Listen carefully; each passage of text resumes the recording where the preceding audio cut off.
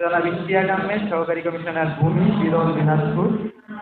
জনাব মোসাম্মদ রাবেয়া খাতুন, উপজেলা মাধ্যমিক শিক্ষা অফিসার, বিরল, দিনাজপুর সহ আমাদের মাঝে উপস্থিত আছেন আমাদের উপজেলা প্রশাসনের বিভিন্ন দপ্তরের কর্মকর্তাগণ, আমাদের বিরল উপজেলার বিভিন্ন শিক্ষা প্রতিষ্ঠানগণ, প্রতিষ্ঠানের কমিটির সভাপতিগণ এবং যাদের জন্য আজকের এই অনুষ্ঠান, আমাদের প্রিয় শিক্ষার্থী ভাই বোনেরা এবং অভিভাবক বৃন্দ।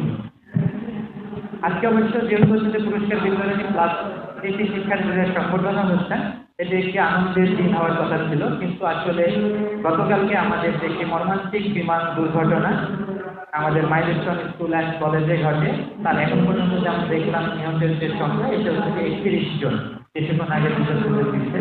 তো সেই কারণে রাষ্ট্রীয়ভাবে শোক পালন করা হচ্ছে এবং সবাই আসলে প্রত্যেকে এইখানে নিজেকে বসিয়ে দেখার চেষ্টা করেছে as a guardian or as a student. কারণ যে শিক্ষার্থী বা শিক্ষকবৃন্দ মারা গেছেন তারা আমাদেরই ভাই বোন, প্রত্যেকেই আসলে আমরা তাদের কাছে যে আমাদেরকে বসিয়ে দেখার চেষ্টা করেছি যে এটা আসলে কেমন হতো আমি যদি নিজে হতাম।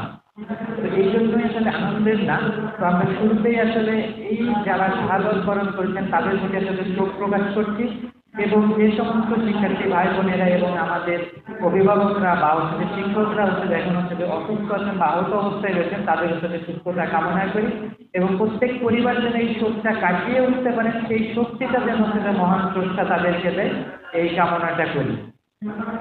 আর যদি আজকের প্রোগ্রামের বিষয়ে বলি তাহলে আসলে প্রথম থেকে একটু শোনার চেষ্টা ছিলাম, কারণ আমাদের এই প্রোগ্রামটা আমি শেষ শুরুতে দেখলাম আমাদের শুভেচ্ছা বক্তব্য শুনেছি উপজেলা মাধ্যমিক শিক্ষা অফিসার মহোদয় বলেছিলেন সম্ভবত 2022 এবং 23-এ এসএসসি এবং এইচএসসি যে সমস্ত পরীক্ষার্থীরা কৃতিত্বের সাথে সাফল্য অর্জন করেছেন এরকম 38 জনকে সম্ভবত আজকের সাথে সম্বর্ধনা প্রদান করা হবে। তো তখন থেকে একটু শোনার একটা আগ্রহ ছিল। আমার যারা 22 এবং 23-এ এইচএসসি পরীক্ষা দিয়েছেন তারা কিন্তু এখন উচ্চ শিক্ষায় অবস্থান করার কথা, হয়তো অনেকে সেকেন্ড ইয়ার বা থার্ড ইয়ার। তো আসলে আমাদের যে এই যে বিরল উপজেলার ভাই বোনেরা যাদেরকে আমরা আসলে কৃষি শিক্ষার্থী সংগঠনা দিচ্ছি, এসএসসি এবং এইচএসসির এই দুইটা ব্যাচে কারা আসলে বর্তমানে কোন পর্যায়ে আছে এটি কিছু হলেও শোনার একটা আগ্রহ জন্মাচ্ছিল যে আমরা আসলে যাদেরকে নিয়ে আজকের এই প্রোগ্রামটা করছি তারা আসলে বর্তমানে কোথায় আছে। কারণ এই জেনারেশনটায় আমরা যে হচ্ছে বর্তমান পৃথিবীতে বসবাস করি, হয়তো অনেকে যখন থেকে দেখতে থাকি তারা কিন্তু এর সাথে বসবাস করার একটা যুগ হয়ে দাঁড়াবে। আমরা হয়তো অলরেডি কিছুটা সাথে কর্মে মনোনিবেশ করতে পেরেছি, কিন্তু তারা যখন কর্মে প্রবেশ করার চেষ্টাটা করবে তাদের প্রতিদ্বন্দ্বিতা করতে হবে আমাদের যে আর্টিফিশিয়াল ইন্টেলিজেন্স বলি তার সাথে। কারণ মানুষ এখন উন্নত বিশ্ব এই পর্যায়ে চলে যাচ্ছে যে আমি যে একজন ব্যক্তিকে কাজে নেব নাকি একটা জিনিস আমি এমন একটা জিনিস তৈরি করে নেব ইনস্ট্রুমেন্ট সেটাই সরাসরি করে দিতে পারবে। তো সেই এর সঙ্গে যুদ্ধ করে আমাদেরকে সামনে হচ্ছে টিকে থাকতে হবে, আমার মেধা হচ্ছে যে প্রতিফলন ঘটাতে হবে, দেখাতে হবে আমাকে কেন প্রয়োজন। হয়তো অনেকে আবার বলতে পারে কম্পিউটার তো মানুষ তৈরি করছে, কম্পিউটারের কোনো নিজস্ব বুদ্ধি বিবেচনার কোনো কিছু নেই, আমরা মানুষ যে কমান্ড করি কম্পিউটার ঠিক সেভাবেই কাজ করে। কিন্তু আসলে কম্পিউটার তো আমার অনেকজনের কাজটাকে সহজ করে দিচ্ছে, ফলশ্রুতিতে কিছু মানুষের হচ্ছে যে কাজ কমে আসবে। কারণ আমরা যারা রয়েছি তারা কিন্তু সবাই থেকে আমরা কৃষিতে এখন কী করি, কৃষিতে আধুনিক যন্ত্রপাতির ব্যবহার করছি যাতে অল্প সময়ে আমার অধিক সময়ের যে কাজটা আমরা যেন করিয়ে নিতে পারি। ঠিক তেমনি আমাদের কর্মক্ষেত্রে এটা তৈরি হয়ে যাবে। একটু ফলো করলে দেখতে পাওয়া যাবে যে ইউএসএ বা ইউরোপিয়ান অনেক কান্ট্রিতে প্রতিনিয়ত কিছু করে মানুষ খাটাই হচ্ছে, কারণ তারা মনে করে ব্যবসা যারা করছে পুঁজিবাদী অর্থনীতি আমি অল্প টাকায় কতটা বেশি কাজ করাইতে পারি।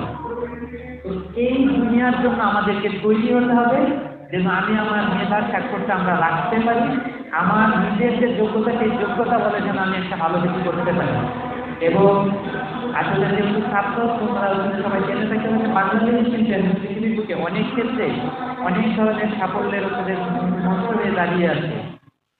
আমাদের অনেকে হয়তো কুষ্টিয়ার জাহিদের কথা হচ্ছে নাম শুনতে পারেন, যে হচ্ছে চাকরি করে, বা গুগল বা মাইক্রোসফটের মতো প্রতিষ্ঠানে বাঙালি কর্মজীবীর সংখ্যা অনেক বেশি। তো সেই দিকে আসলে হচ্ছে যে আমাদেরকে ধাবিত হতে হবে। তো আসলে একটু শোনারও আগ্রহ ছিল যে আমাদের এখানে কারা কেমন কোন ইউনিভার্সিটিতে পড়াশোনা করছে, এটা শুনতে পারলে 22-23 অর্থবছরে আমাদের যারা ভাই বোনেরা আসছেন এটা শুনতে পারলে ভালো লাগতো। কারণ স্বীকৃতি একটা হচ্ছে যে দায়িত্ব দেওয়ার মতন, আমরা যেহেতু আমাদের যে মাধ্যমিক শিক্ষা অফিসার মহোদয় ওনারা যে এই যে আয়োজনটা করছে বা হচ্ছে যে আমাদের এসিজিপির যে প্রকল্পের যে স্কিমটা কাজ করছে, আমরা যাদের যে স্বীকৃতি দিচ্ছি, যাদের যে মেধার যে স্বাক্ষরের যে হচ্ছে যে স্বীকৃতিটা দিচ্ছি, তারা আসলে কোথায় আছে, আমরা এই জিনিসটা একটু ফলো আপে রাখতে পারি, এই অনুরোধটুকু থাকবে যারা আমাদের এই প্রতিষ্ঠান আয়োজনের সাথে জড়িত তাদের প্রতি। আর একটু যদি আমরা যেহেতু এইখানে আসলে আমাদের প্রতিষ্ঠান প্রধানগণ এবং অভিভাবক সহ আমাদের যে সভাপতি মহোদয়দের যে ম্যানেজিং কমিটি বলি বা গভর্নিং কমিটি কিংবা অ্যাডহক কমিটি আমরা যে নামেই বলি না কেন, যে সভাপতি মহোদয়দের বেশি একটু সবার প্রতি একটু অনুরোধ থাকবে, আসলে আমাদের যাদের সুযোগ আছে আমরা যেন প্রতিষ্ঠানগুলোতে একটু মনোনিবেশ করি, দেখার চেষ্টা করি আমাদের প্রতিষ্ঠানের কি অবস্থা, আমাদের যে ভাই বোনেরা কিভাবে পড়াশোনা করছে আমাদের নিজ নিজ জায়গা থেকে। কারণ আমাদের শিক্ষাক্ষেত্রে ঠিক সেই অবস্থাটা তুলে নিয়ে আসতে হবে যেন শিক্ষাটা হয় আসলে প্রকৃত শিক্ষা। শুধুমাত্র আমরা যেন বই মুখস্থ করে পরীক্ষায় সিলেবাস এইগুলোকে মুখস্থ করে সীমাবদ্ধ না থাকি, যেন আমার শুধুমাত্র পরীক্ষায় ফলাফলটাই ভালো হবে।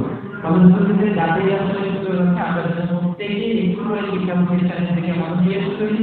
আর আমাদের সম্মানিত প্রধান শিক্ষক বা আমাদের প্রিন্সিপাল মহোদয় যারা আছেন না কেন প্রতিষ্ঠান প্রধান, তাদের প্রতি অনুরোধ থাকবে আমাদের যে প্রতিষ্ঠানের নিয়ম মাফিক যে নির্ধারিত সময়গুলো আমাদের শিক্ষকরা সেই সময়ে আসে কিনা, তাদের অ্যাটেন্ডেন্সটা ঠিক থাকে কিনা, শুধুমাত্র খাতায় সীমাবদ্ধ অ্যাটেন্ডেন্স থাকে কিনা, যে কোনো দিনের একটা সময় আসলাম আমি খাতায় একটু অ্যাটেন্ডেন্স দিলাম, একটু সময় দেবেন আপনারা যদি এটা বন্ধ করতেন প্লিজ, তাহলে একটু কথা বলবেন।